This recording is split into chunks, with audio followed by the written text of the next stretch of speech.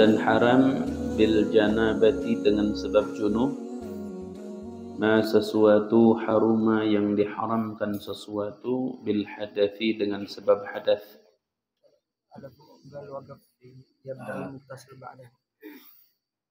Muttasilu yabda'ul muttasilu tasmiyati. Baik.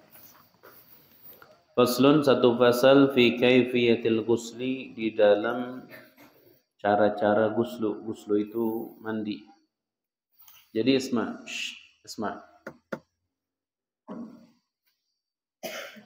Pada dasarnya mandi itu, mandi hadas dengan mandi yang biasa pada dasarnya sama. Dia mandi menggunakan air. Cuma yang membedakan antara mandi biasa dengan mandi menghilangkan hadas, itu yang membedakannya cuma satu, yaitu niat. Makanya di antara tujuan adanya niat di dalam ibadah, itu adalah membedakan antara adah dengan ibadah. Jadi ketika seseorang duduk di masjid, dia dikatakan sedang i'tikaf atau dikatakan tidak i'tikaf, itu yang menentukan bukan cara duduknya, tapi yang menentukan adalah niatnya. Makanya dengan sebab niat itu bisa berbeda sesuatu yang ibadah dari adah. Jadi perbedaan antara adat dengan ibadat itu dibedakan dengan apa? Dengan niat.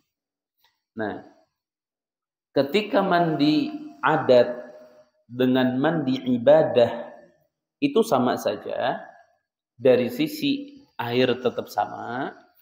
Nah, akhirnya syariat menambahkan, ketika kamu sedang mandi dan mandimu dalam kondisi ibadah kepada Allah, maka dibedakan. Ada adabnya, ada niatnya, ada hal-hal yang wajib dicuci, di mana kalau mandi biasa saja itu nggak wajib dicuci. Orang mandi biasa mah nggak ada aturannya, tapi dasarnya mandi itu tetap sama antara mandi adah dengan mandi ibadah. Nah, sekarang musannif di sini mau membahas tentang kaifiyah. Kaifiyah itu cara. Cara bagaimana mandi junub yang benar ketika orang punya hadas besar dari sebab junub atau dari sebab haid, nifas, wiladah, ihtilam, al-jima' ma'a zaujah. Nah, ketika ada asbab-asbab junub tersebut, maka mandi junubnya itu ada cara yang sempurna, ada cara yang biasa. Kalau cara yang biasa itu cukup nyemplung ke kolam tuh. Nawaitu rabbal hadasil akbari farullahi ta'ala, beres. Itu cara yang biasa. Tapi dia sudah cukup karena ini ada niat. Ada cara yang luar biasa. Nah, kalau cara yang luar biasa, yang sempurna, inilah yang akan dibahas oleh musannif dan insyaallah kita baca pelan-pelan. Lihatin kitabnya. Faslun, ini satu pasal fi kaifiyatil ghusli, di dalam cara ghusl mandi. Ini musannif menggambarkan seakan-akan seseorang itu mau mandi. Musannif di sini menggambarkan seakan-akan ada orang mau mandi. Makanya musannif memulai dengan kalimat apa? Yabda'u, memulai al-mughtasilu, orang yang mandi junub atau yang mandi besar, bitasmiyati, dengan membaca bismillah. Jadi pertama, orang yang junub itu dianjurkan membaca bismillah. Sedikitnya bismillah, panjangnya bismillahirrahmanirrahim. Itu panjangnya. Nah, cuma bagaimana kalau kondisi dia di dalam WC? Dalam WC itu tidak boleh wala yahmilu zikrullah, tidak boleh membawa zikir Allah ke dalam toilet, enggak boleh. Seperti Rasulullah ketika itu beliau mau ke dalam toilet, membuka apanya? Cincinnya dibuka. Kenapa cincinnya dibuka? Karena ada ismullah, ada nama Allah di dalam cincinnya Nabi Muhammad. Nah, bagaimana di dalam toilet itu tidak boleh mengucapkan asma-asma Allah, berarti baca bismillahnya di luar. Jadi pada saat masuk WC di luar baca bismillah. Kalaupun tidak, mandi saja di dalam WC, nanti selesai mandi keluar baru baca bismillah. Bismillahi awwalahu wa akhirah. Alhamdulillah. Jadi yang pertama adalah baca bismillah. Masya Allah. Tapi ada masalah lebih di sini. Orang sedang junub. Boleh nggak baca Al-Quran? Nggak boleh baca Al-Quran. Haram. Wa yahrumu bil janabati. Di antaranya wa qiraatul Quran. Sedangkan bismillah ini ayatun minal Quran. Bagaimana si junub disunnahkan baca bismillah sementara dia junub? Ayat bismillah itu ayatun minal Quran. Bagaimana? Oh, yang dimaksud bismillah yang dibaca oleh yang junub ini biqasdil dzikri la biqasdil Quran. Harus tujuannya itu membaca zikir untuk mandi, bukan membaca Al-Quran. Itu mesti diingat toh. Nah, setelah baca bismillah bagaimana? Yabda'ul mughtasilu bitasmiyati thumma biizalati qadharin. Kemudian setelah bismillah menghilangkan qadhar. Apa artinya qadhar? Aulad, perhatikan. Qadhar itu sesuatu yang menjijikkan. Perhatikan. Qadhar itu sesuatu yang menjijikkan. Qadhar ini ada dua. Ada qadhar yamna'u sihhatas shalah. Ada qadhar la yamna'u sihhatas shalah.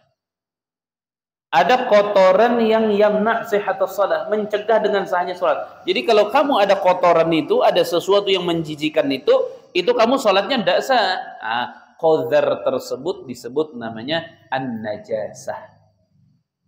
Perkara-perkara yang najis. Makanya dalam istilah fikih itu najasah itu adalah kullu qadharin yamna'u sihhatas salati haitsu la murakhis.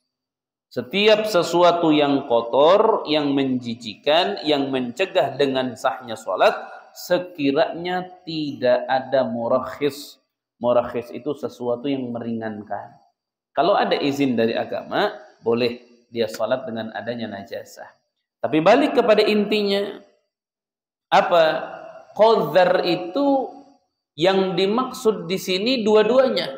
Qadhar yang diartikan najis, qadhar yang diartikan kotoran biasa, seperti seperti ingus, seperti ini muk, apa sih namanya? Kalau di mata ini, kalau bahasa Sunda cileh ya. Kalau bahasa Indonesia apa? Apa? Belek mah penyakit. Mana? Salim, kalau yang kotoran di mata namanya apa? Belek. Kalau penyakit, orang lagi penyakitan mata, apa namanya? Belek. Emang belek kan? Tapi kok kotoran mata belek sih? Belek. Belek beneran? Oh, berarti lebih enakan bahasa Sunda ya, cile. Nah, cile. Enak ngomongnya, cile gitu. Ada ininya, ada rasa gitu, cile. Tapi kalau belek kan belek. Belek lah, nggak apa-apa belek dah. Ini kayak kotoran mata. Ini nih, Esma, hati-hati ente. Ini yang di tengah, yang di sini, ini di mata. Ini namanya muk. Mim waw qaf, muk. Ini namanya muk. Maju tuh ke depan, maju di sini. Ini namanya muk nih. Nih, ini namanya apa? Muk. Perhatikan. Ini muk. Apabila ada beleknya atau kotoran matanya di sini, ada kotoran mata yang di sini. Di sini ada kotoran mata nih, gede gini misalnya nih, di sini. Itu ketika mandi junub wajib dihilangkan. Tapi kalau mandi biasa wajib nggak? Enggak. Mandi junub wajib dihilangkan ini. Belekan di sini nih. Wajib dihilangkan. Comot, kresekin. Wajib sini. Muk namanya. Nah, ini ada kotoran. Nah, ingus. Kotoran mata. Kotoran telinga kalau ada. Kotoran pusar kalau ada. Kotoran di badan kalau ada, itu dibersihkan dulu. Misalnya orang yang junubnya pulang dari sawah, berarti kakinya kotor nggak? Kotor, wajib dibersihkan dulu tuh. Ya. Supaya apa dibersihkan dulu? Supaya tidak mencegah sampainya air kepada kulit yang wajib dicuci. Kecuali kalau kotorannya hilang dengan sendirinya ketika dituangkan air. Hei, itu ente mau mandi junub? Iya, itu di tangan ada kotoran. Oh, ini mah gampang. Nanti sekalian air juga yang langsung apa? Langsung hilang. Nah, baru itu mengenai apa-apa. Tapi kalau qadar yang memang mesti fokus, itu harus dihilangkan dulu. Harus dihilangkan dulu. Masya Allah. Makanya kalau ente mandiin mayit tuh, kalau mandiin mayit kan sama. Mandiin mayit itu dihilangkan dulu kotoran-kotorannya. Kotoran-kotoran si mayit dihilangkan dulu semua. Nah, setelah kotoran hilang bagaimana? Tsumma bi izalati qadarin, kemudian menghilangkan kotoran. Tsumma wudu'in, kemudian wudu. Ka wudu'is sholati, seperti wudu salat. Sama dia. Wudu dulu tuh. Ada sunnah, wudu itu sunnah. Paham tak? Kawudu is-salah. Nah, qala fil man akan al-asab wa wudu hujan min khayban aw jam tarakal taib. Dalam sunnah yang ada kan Syekh Ibnu Hajar ada orang ini mengundur. Qul al-faqih wal mubi wal kulli diba'in madidi ma qallat fi mutawadhi'in qad ja'a bil umur sadidi. Idza su'ilta wudu'an laysa yubtilu ghairul jima'i wudul ghusli junub. Lain gugun, nah ini masalah itulah, nggak terlalu penting lah itu. Ente nggak perlu tahu lah. Ya. Itu masalah-masalah ada lughuz. Lughuz itu tebak-tebakan. Coba ente tebak. Wudu apa yang tidak akan pernah batal sekalipun ente kentut, ente kencing, ente buang air besar, ente nyentuh perempuan bukan muhrim, ente keluar kentut segede puting beliung misal, tapi ente nggak batal wudunya. Yang batal wudu itu, ya wudu tersebut hanya bisa batal dengan satu perkara. Apa? Jima dengan istri. Wudu apa? Oh, nggak ada yang tahu. Nggak perlu lah, nggak tahu juga nggak apa-apa. Jadi tahu Beb? Wudu apa? Hah? Wudu ini Beb. Ini lagi di sini. Wudu ketika orang mau mandi junub. Di situ tuh di apa? Di Sulamun Najat. Nanti malam kaji itu bareng-bareng asatidz. Di Sulamun Najat dibuka, Sulamun Najat dibuka tuh ada masalah namanya daqiqatud daqiqah. Ada masalah daqiqah, ada masalah daqiqatud daqiqah. Nah, buka nanti Sulamun Najat tuh. Ya. Masalah daqiqah itu masalah apa? Pembatalan wudu.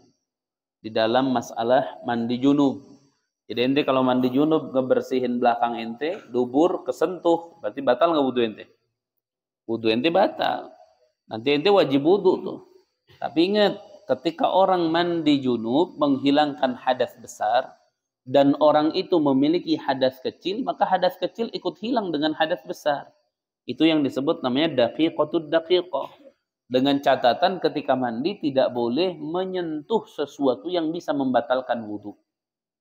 Misalnya gini, ada orang dia sudah berhubungan dengan istrinya. Berarti dia punya junub, dia punya hadas kecil. Dia punya hadas besar, dia punya hadas kecil. Cukup dia mandi, hadas besar hilang, hadas kecil hilang. Tapi dengan catatan, ketika mandinya tidak boleh menyentuh sesuatu yang bisa membatalkan wudunya dia. Makanya wudu itu sunnah ketika mandi junub, bukan wajib. Karena dengan menghilangkan hadas besar, hadas yang kecil pun jadi hilang. Begitu. Nanti di Sulamun Najat tuh ibaratnya ajib, namanya daqiqatud daqiqah. Bukan nanti malam Sulamun Najat kecil kitabnya. Tapi di dalam surah Munajat ada beberapa mutiara yang tidak bisa ditemukan di kitab yang lain.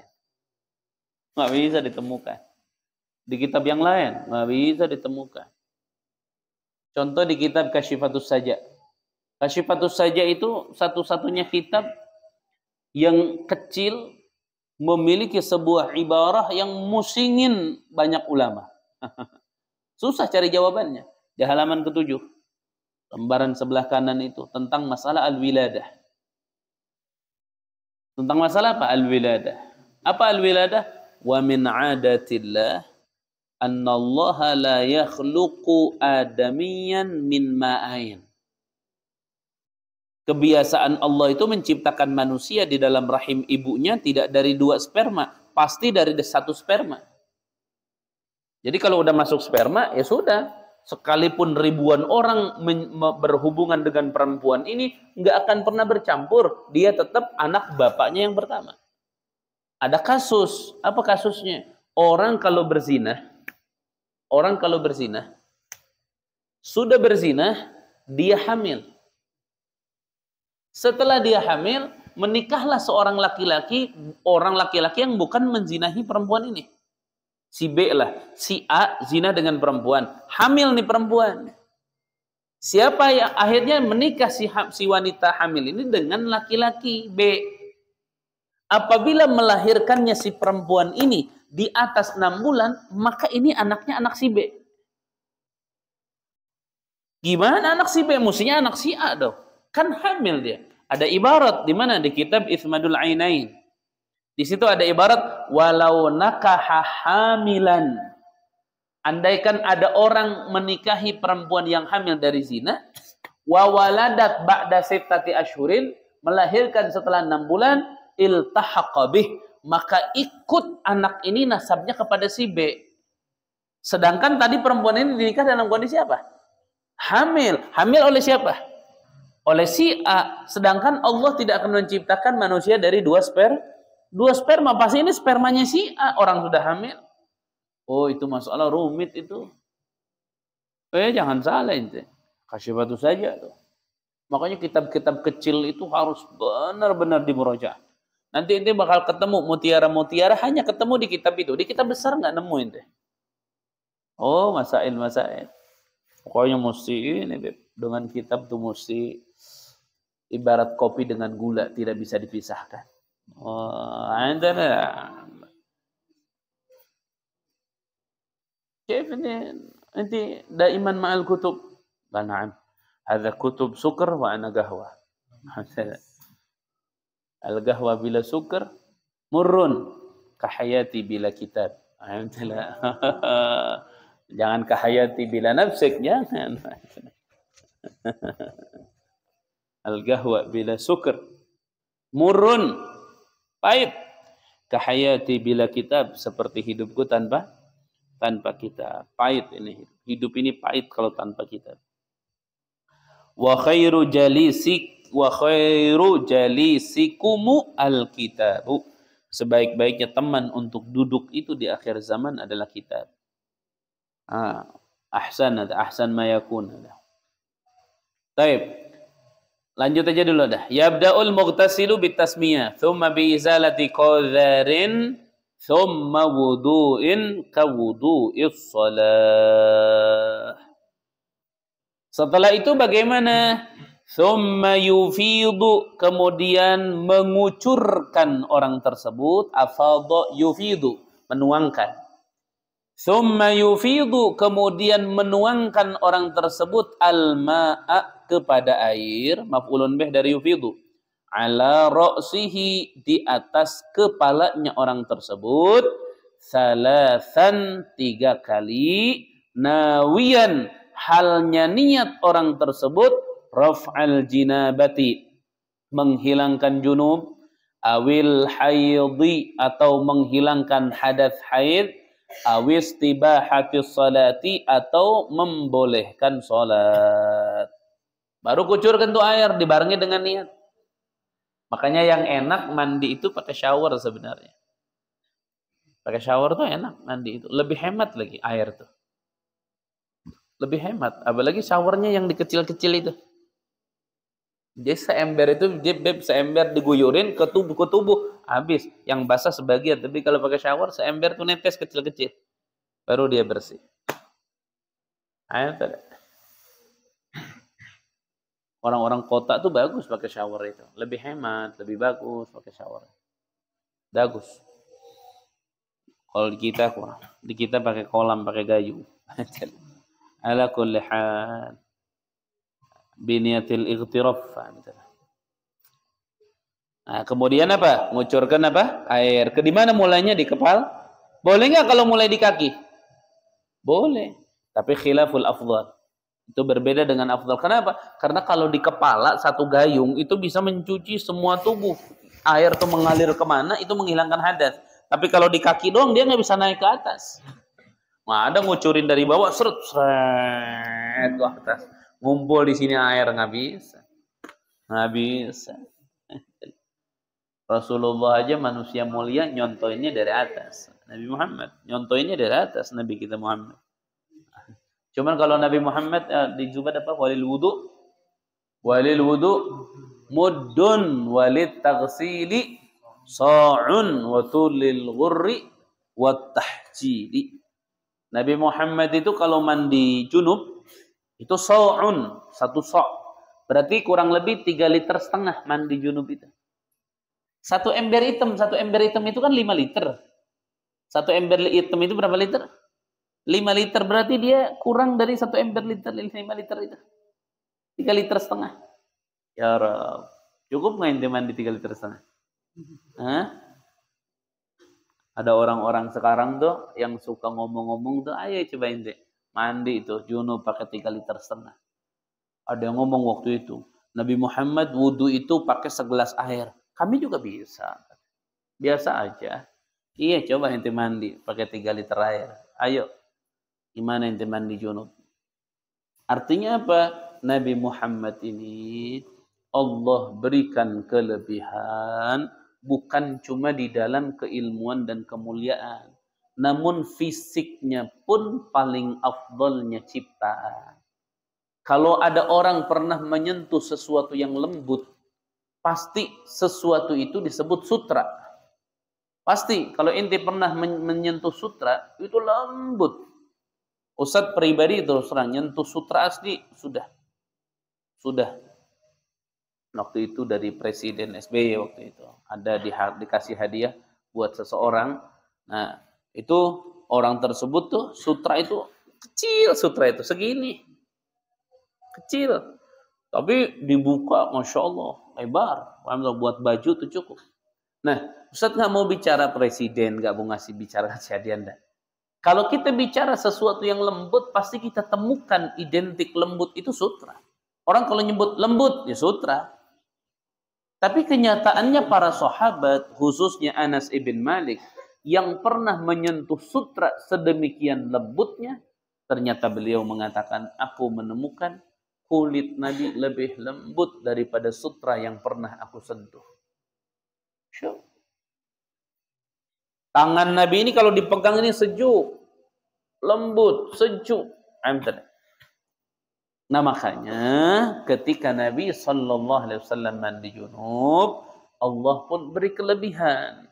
Airnya cukup dengan 3 liter mandi junub. Kalau kita mandi junub, waduh, manusia di kita mandi junub, yuk sekolam, karena mandinya di kolam. Kalau di Yaman itu ada Jabiyah itu, Jabiyah. Ada Jabiyah itu kolam kecil itu. Enak tuh. Tapi kalau udah bekas 500 orang jadi kurang enak. Karena penghematan. Kayaknya di kita harus bikin Jabiyah juga ya?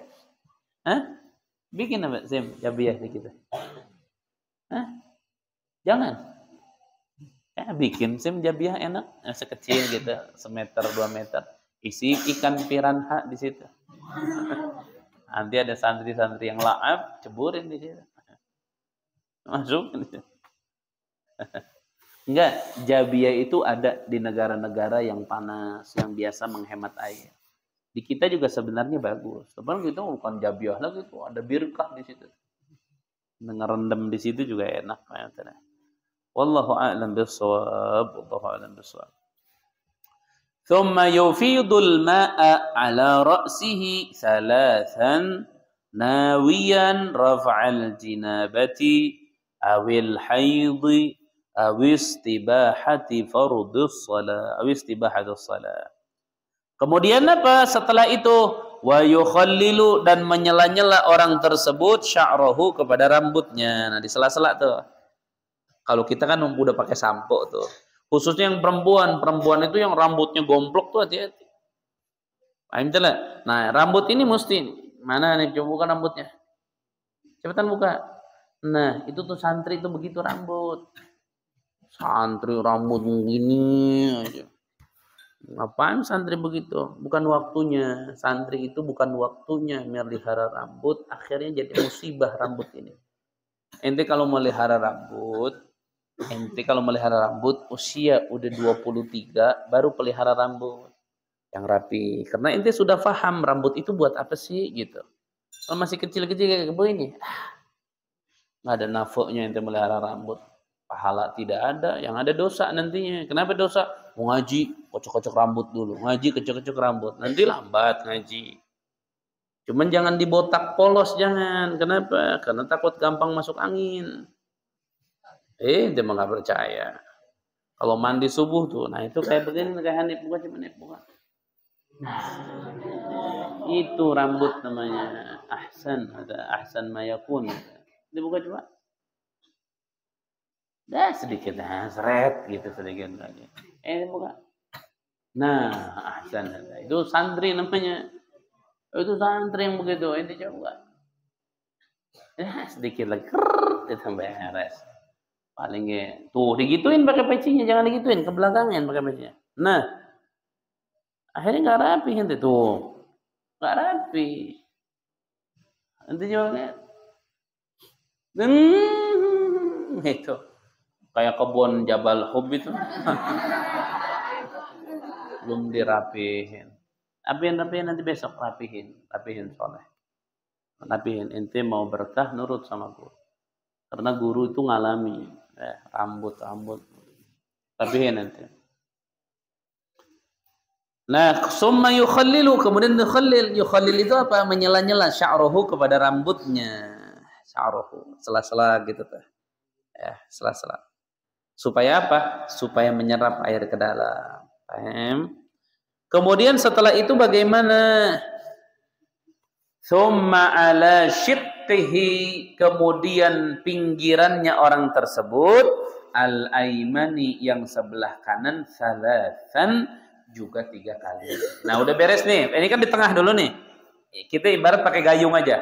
Nawaitu rabhal hadasil akbari farullahi ta'ala, jebur, usap-usap, jebur 3 kali.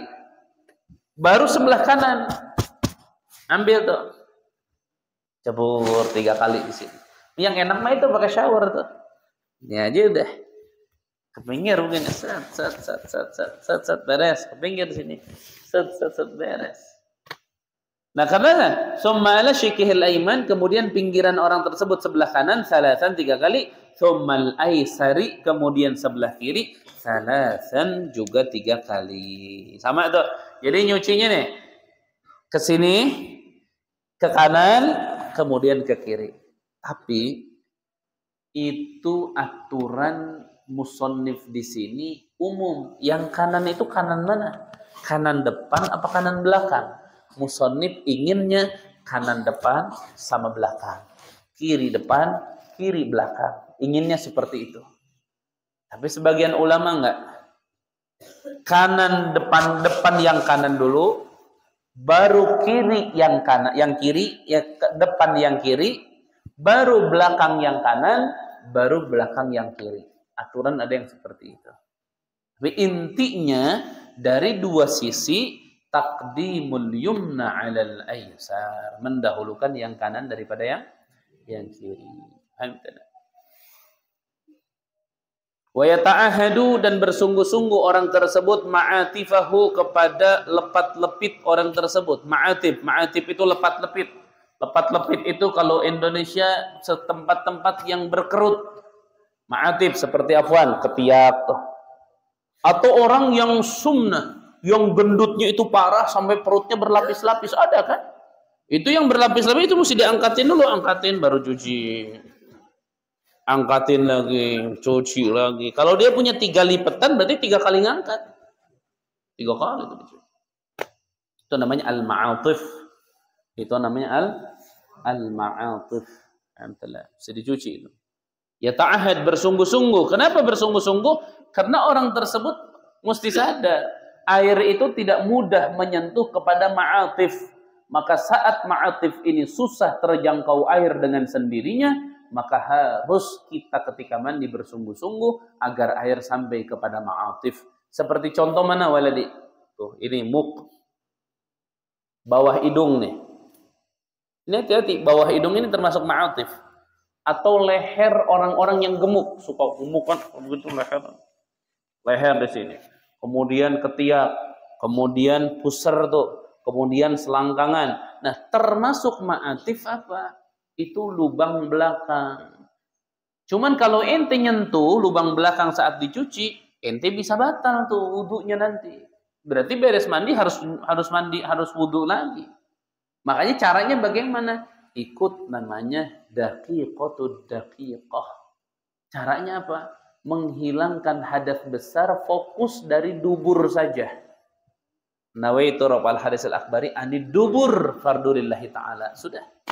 Jadi nanti ketika mandi yang besar yang nawaitu raf'al hadasil akbari badan, dubur nggak perlu dicuci lagi, nggak perlu disentuh lagi. Dia sudah suci. Sehingga beres mandi junub, beres semuanya, termasuk wudu, tidak perlu wudu lagi. Nah, nanti yang kibar, asatid, fadlan, ketuai bahas tuh di sulam munajat, ada namanya masalah daqiqatud daqiqah. Di bab masalah junub, atau masalah ghusl. Kemudian wayadluku, dan menggosok orang tersebut jasadahu, kepada jasadnya. Jasadnya dia tuh digosok-gosok tuh setiap kali dia menuangkan air. Paham tidak? Nabi sallallahu alaihi wasallam kan begitu. Contoh di sini ada dalil Nabi sallallahu alaihi wasallam mengatakan li Abi Dzar, fa idza wajadtal ma famsah jildak. Famsah itu masah itu diusap. Ya, jadi ketika mandi itu kalau kita udah lebih diusap, ini aulad. Ini yang dibahas itu zaman Nabi ketika air di zaman itu sangat sedikit. Kalau di zaman kita khususnya di Bogor lah, alhamdulillah air begitu banyak. Artinya apa? Menggosok itu udah pasti. Kita sebelum mandi kan sabunan dulu. Udah sabunan, udah rapi, baru kita niat nawaitu raf'al hadasil akbari fardulillahi ta'ala. Wa yata'ahad ma'atifahu wa yadluku jasadahu. Wa fil haidhi, dan di dalam haid. Jadi kasusnya orang yang mandi dengan bekas haid, apa? Tutbi'u, mengikutkan si perempuan tersebut atharad dam, bekas-bekas darah, fursatan miskin, setetes minyak misik. Ini kalau di Zubat apa, di Zubat itu? Di Zubat itu apa? Di Zubat apa?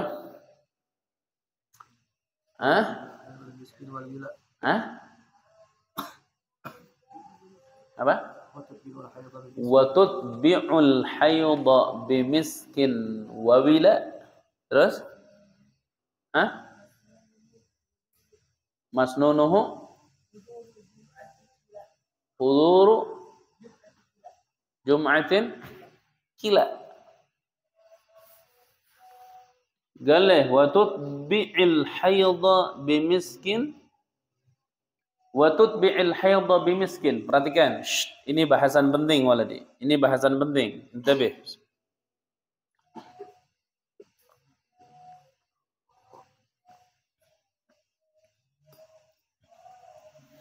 Perhatikan. Ini Zik, ini penting membahasnya. Penting, ini jarang orang tahu. Ini kalau bisa nanti videonya dipotong. Dipotong ini video, biar semua perempuan muslimah pada tahu. Kesian. Perhatikan. Perempuan yang haid Dia mandi junub sama seperti orang yang junub, yang nifas, yang melahirkan, sama. Tadi metodenya sama. Cuma ada tambahan dari syariat. Apa? Sunnah kalau mandi junub sudah beres, tubuhnya sudah bersih, itu ada tetesan minyak misik, diteteskan ke kapas, kemudian diusapkan atau diterapkan di mana? Di farjinya perempuan, di kelaminnya perempuan. Itu manfaatnya apa? Salah satu yang menjadi manfaat inti adalah uapan minyak misik ini panas. Sehingga menyerap ke dalam situ dan sisa-sisa darah itu tidak mengerak di jalan atau tidak mengerak di tempat keluarnya darah, dia bisa keluar sisa-sisanya itu. Karena ketika sesuatu keluar darah pasti ada sisa-sisa sedikit. Makanya perempuan yang selepas haid menyimpan minyak misik di kelaminnya itu aman dari penyakit. Dan itu bagian dari sunnah yang diajarkan atau diperintahkan oleh Nabi sallallahu alaihi wasallam. Alhamdulillah. Tuh, mana di sini? Bentar lo. Bentar lo.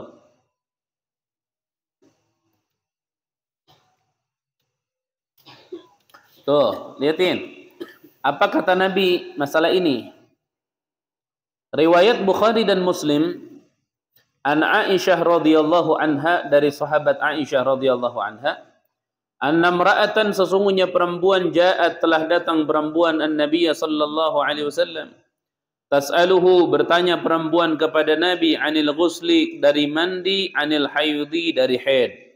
Faqala, akhirnya menjawab Rasulullah sallallahu alaihi wasallam, khudhi fursatan min miskin fatatahhari biha. Khudhi fursah, ambil oleh kamu setetes minyak misik. Kalau zaman dulu usapin begitu. Nah, kenapa diusapin? Itu bagian dari cara, satu, darah itu bau amis. Dengan minyak misik jadi hilang bau amisnya. Yang kedua, uapan misik itu memiliki uapan yang hangat atau agak panas. Itu bisa mengeluarkan sisa-sisa darah yang ada di dalam kelamin perempuan. Dan itu menjadi sebuah aman dari munculnya penyakit seperti kanker rahim, seperti penyakit kista, atau penyakit mium. Hati-hati itu. Ustadz itu tadi, pernah ada orang IPB perempuan, dia itu kena penyakit kista. Kista itu jadi gimana yang ngomongnya ya? Ya, jadi penyakit kista itu penyakit yang di dalam kelaminnya itu ada sesuatu sehingga mudah dia keluar darah di kelaminnya. Penyakit kista dengan mium tuh hampir inilah adik kakak lah katakan. Akhirnya ini perempuan cerita ke Ustaz. Masih ingat itu, cerita ke Ustaz. Ustaz ngomong begini, teh, kalau bisa cari toko parfum, beli namanya minyak misik yang agak asli, yang masih bibit, yang bagus. Taruh di kapas, langsung simpen di situ pakai celana yang agak ngetat. Jadi supaya nahan si kapasnya agar tidak jatuh. Akhirnya subhanallah dia jalankan, 3 hari dia pakai, itu keluar segumpal darah, itu penyakitnya. Biasanya kan dioperasi. Dioperasi, kalau nggak dikiret, nanti disedot. Pokoknya ya penyakit lah, naudzubillah min dzalik. Nah, ternyata dengan uapan minyak misik itu, kotoran-kotoran itu keluar dengan sendirinya. Ini untuk perempuan ini betul-betul jarang disampaikan, dan perempuan harus bisa mengamalkan sebisanya. Ya. Tapi Ustadz, bagaimana sekarang itu perempuan banyak minyak-minyak yang sudah ada? Oh, nggak apa-apa. Tapi secara khasiat seperti minyak misik, itu tidak akan pernah ditemukan di minyak-minyak yang lain, hanya ada di minyak misik.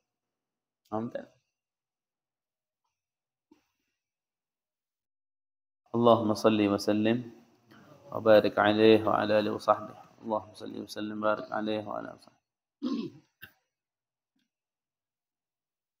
Fa illam tajidhu, maka kalau tidak menemukan perempuan kepada misik, fatiban ghairahu, maka minyak yang lain.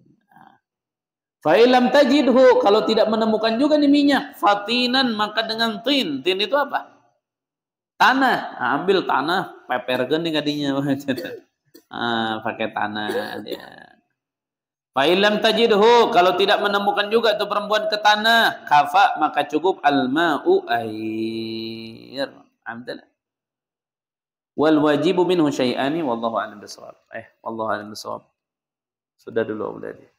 Wallahu a'lam bissawab. Sallallahu alaihi